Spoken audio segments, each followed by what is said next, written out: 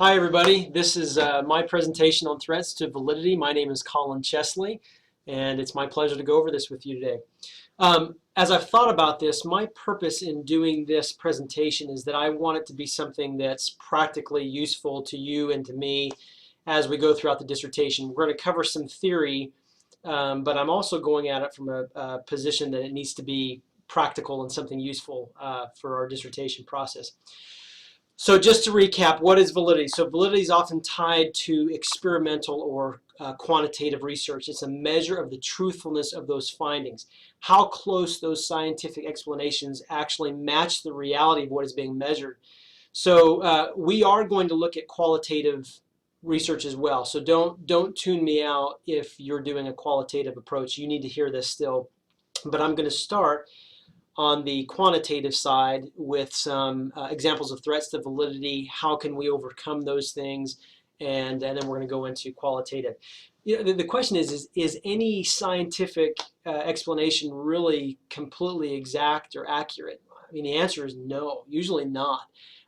There are going to be threats to validity that exist in everything that we do.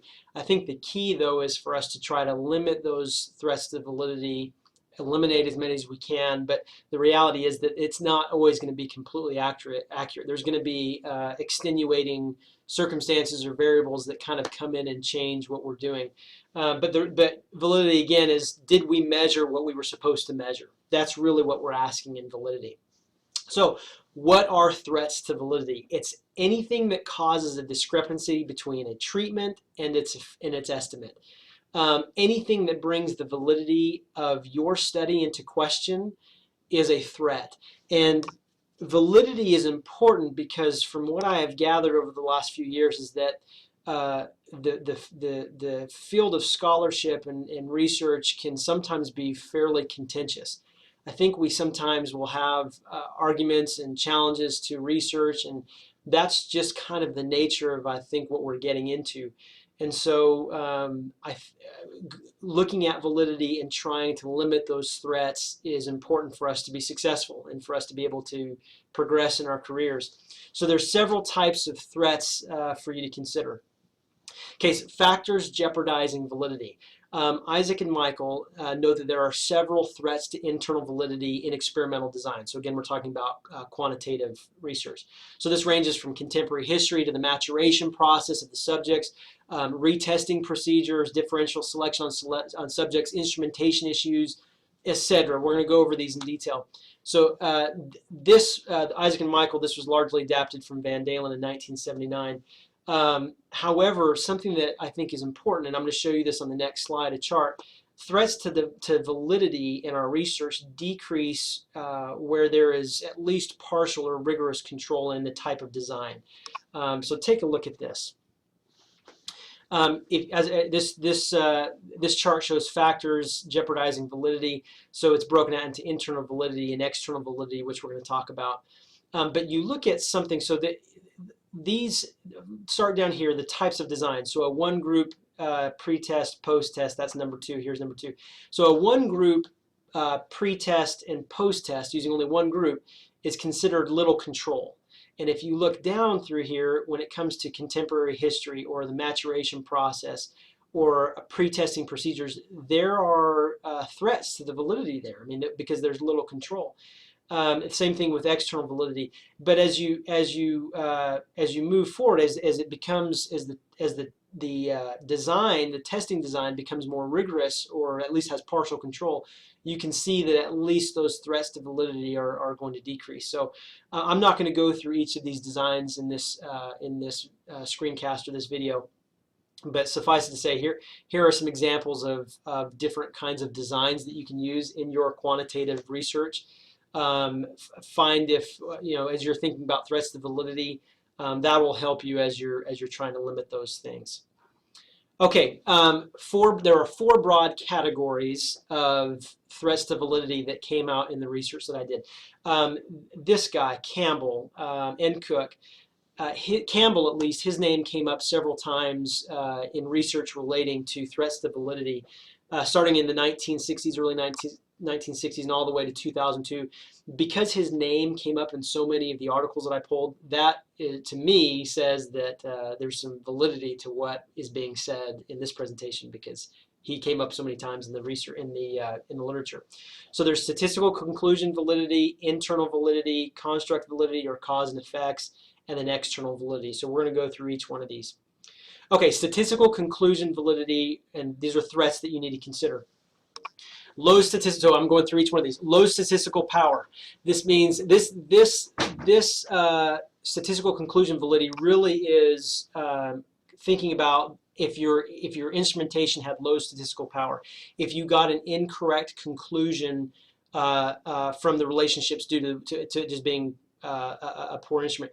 Cronbach's alpha is set low, or the sample is too small, something like that. So this is the smaller the alpha level, the more conservative the test, i.e. the lower the likelihood of type 1 errors.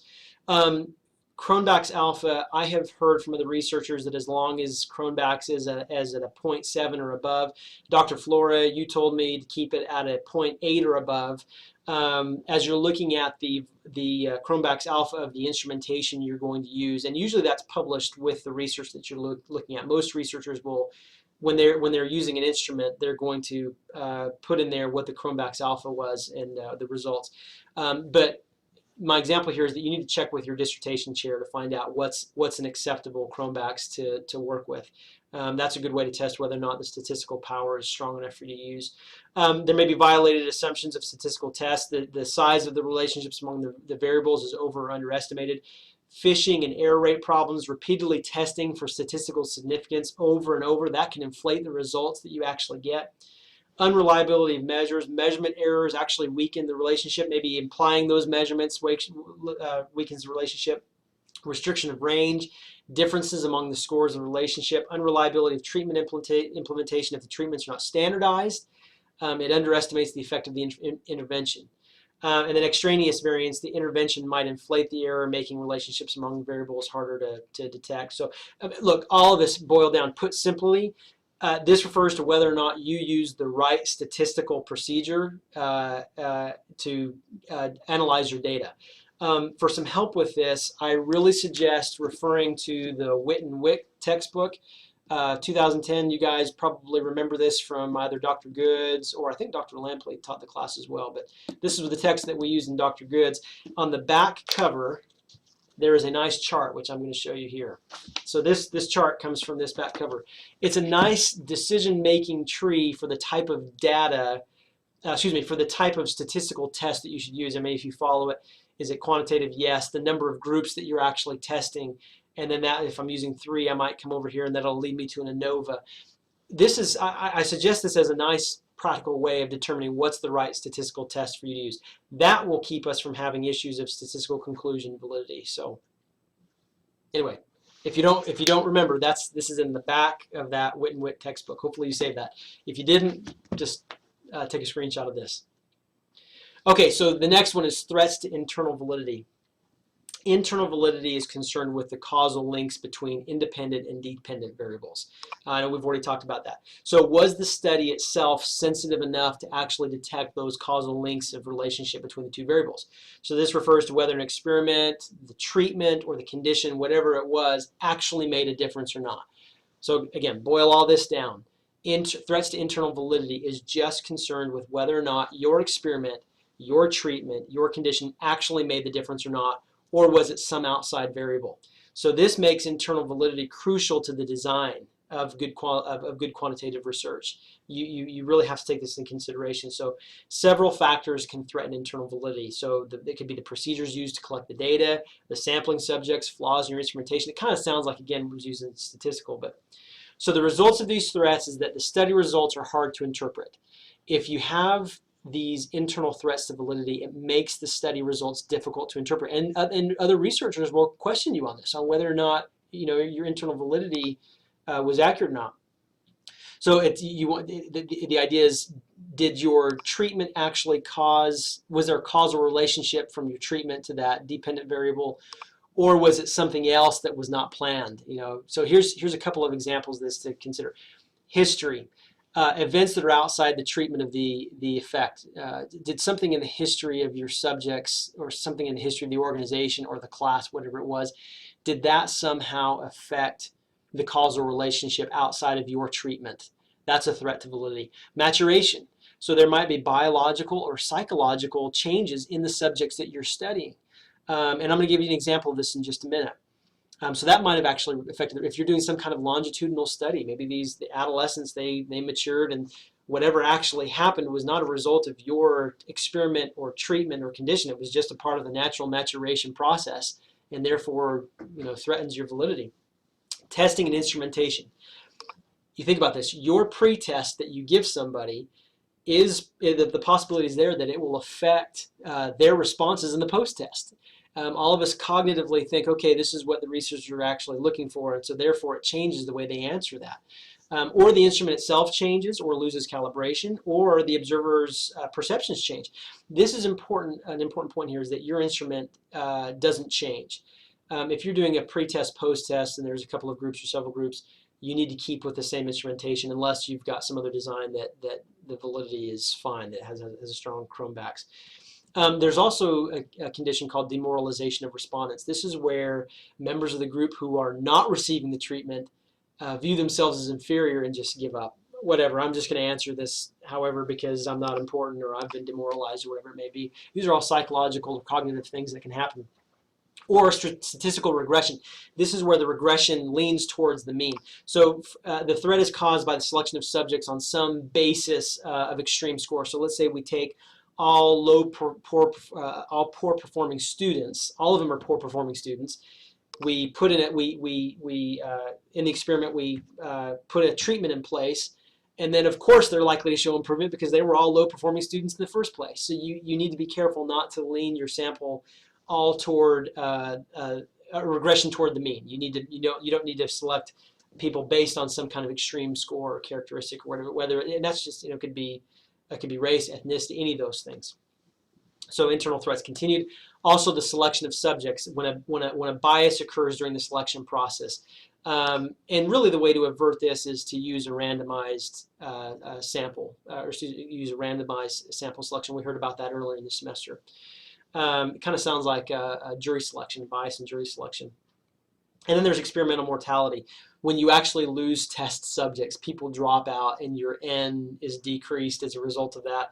An example is, if you're doing a web-based testing to check for cognition on students and 50 out of the 90 people drop out, well, the 30 or 40 or however many are left, they may be the most motivated to learn, and therefore your results, there's threats to your validity if you had a lot of people drop out. Maybe those that were less motivated didn't stay with it.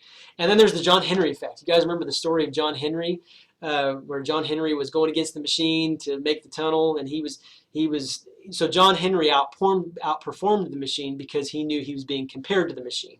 So when you have research subjects that know they're being compared to some instrument or some machine, they may try to outperform. I mentioned the Hawthorne effect here. I say it's much like the Hawthorne effect. Let me explain this really quick. In the early 20th century, there was a man named Nathaniel Hawthorne who organizations, this was a business study, I think, that they had hired him to mess with lighting in the textile factory to see if productivity of those working in the textile factory improved because the lighting was changed, or whether their productivity decreased based on lower levels of lighting. And what he found was that productivity increased no matter what happened with the lighting. So the question is, why do you think their productivity increased no matter what he did to the lighting? Well, the answer is they knew they were being studied. And the Hawthorne effect means that when people know they're being studied, they tend to improve. Or then when they know they're being watched. Think about you or me at work. When you know you're being watched, our productivity, we tend to improve. It's the same kind of concept. And that's what the John Henry effect reminded me of. It's the same kind of thing. When you know you're being watched, you perform differently. Okay, threats to construct validity of cause and effects. So whether the independent or treatment variable is applied in the manner intended. So this is concerned with whether or not you actually applied the treatment variable the way it was intended to be treated, and whether the measures of the dependent variable actually represented the underlying construct. So which theoretical variables are actually being studied. So this seems to really go back to the strength of the design. Did you put together a solid conceptual framework?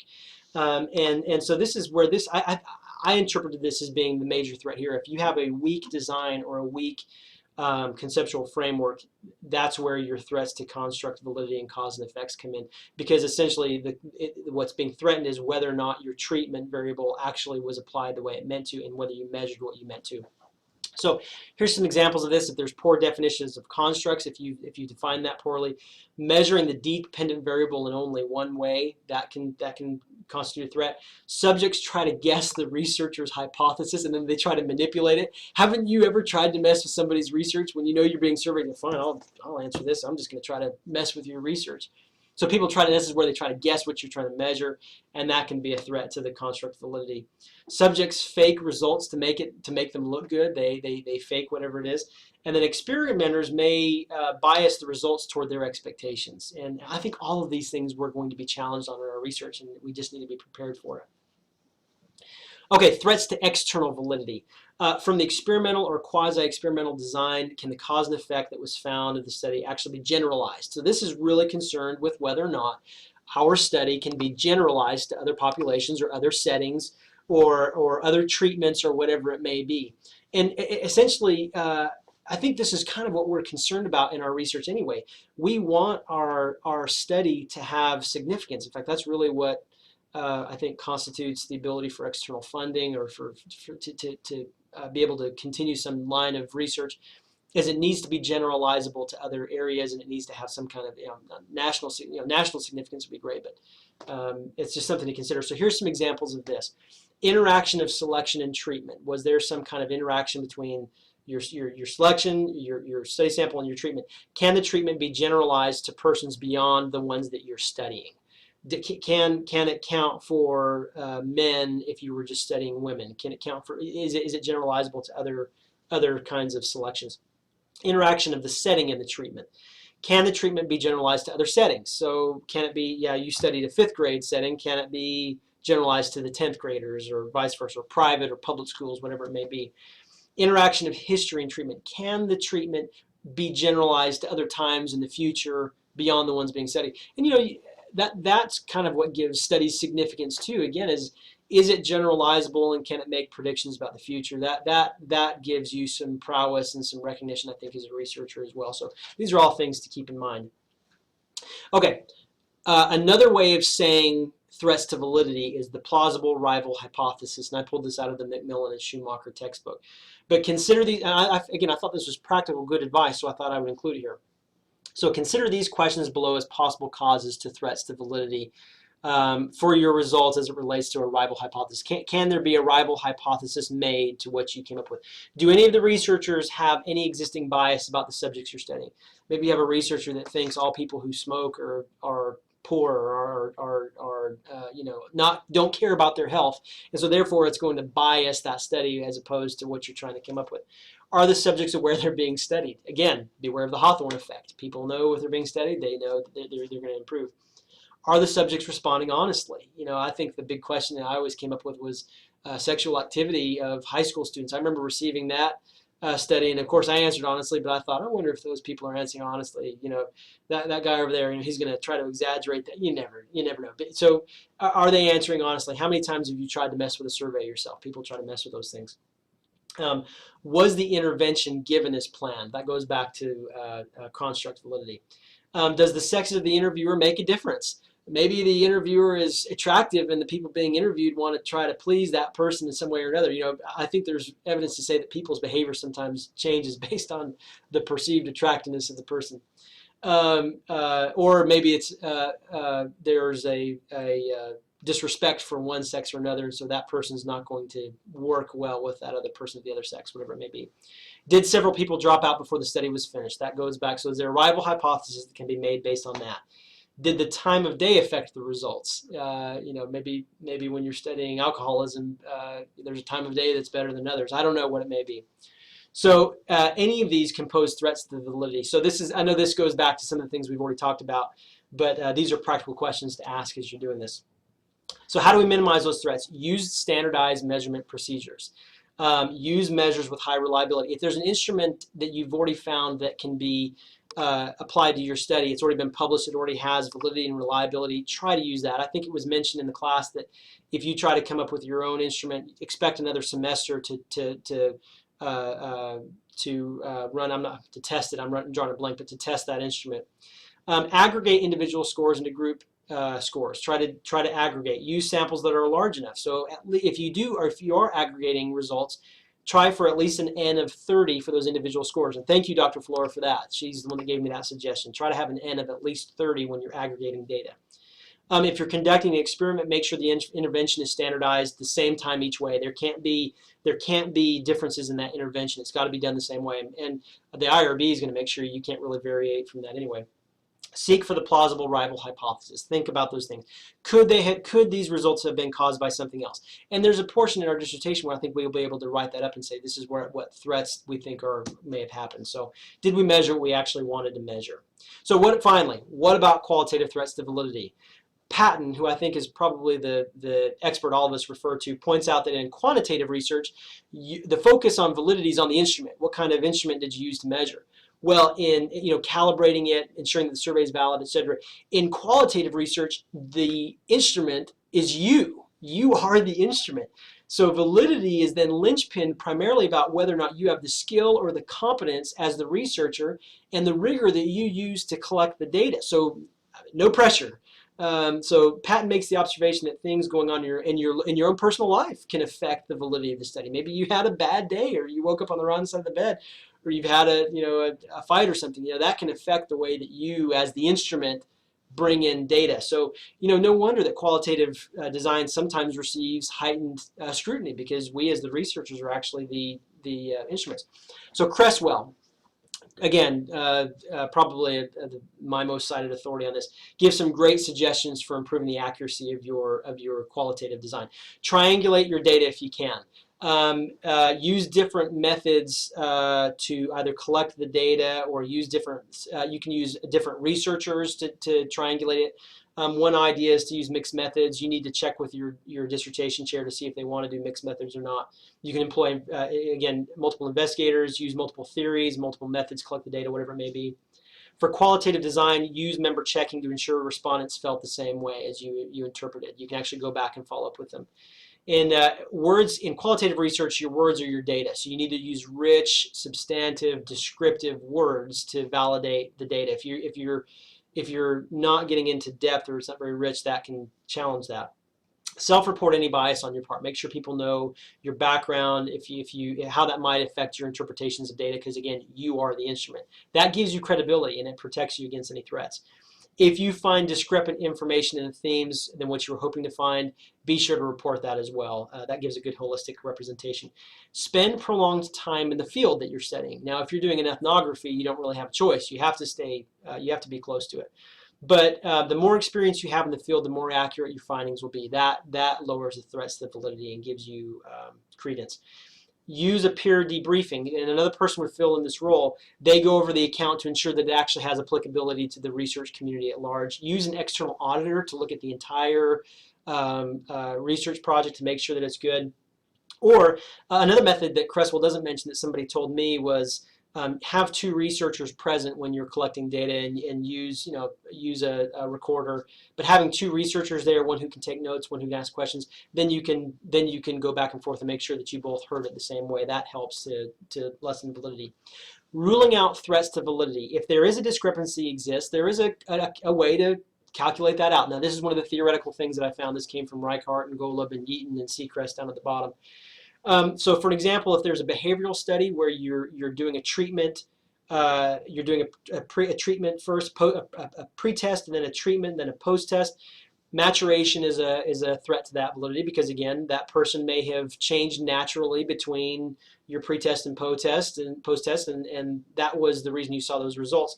So using the estimate and subtract method, the researcher actually estimates the size of the discrepancy, puts a quantitative figure to it, and then maybe due to maturation, and then you actually subtract that from the observed before and after difference. So this is just an idea. That came from these two researchers here. If you have any questions about that, feel free to look at it. Also, don't rule out no difference findings. And this goes back to quantitative. When you have a no difference finding, so that means when the significance is greater than 0.5 or zero point 0.1 or whatever you've set that to. There are many research questions where a no difference finding may be critical to your study. So an example would be, are children who go to daycare as intellectually, socially, and emotionally advanced as children who remain in the home? So finding a no difference finding actually would be significant, because then you would say, okay, well, going to daycare or staying home really shows there's no difference. So I mean, that gives it credence. So don't rule out no difference findings. All right, and here are my references. Again, most of those are older references, but it seems like that was the majority of the research done on threats to validity.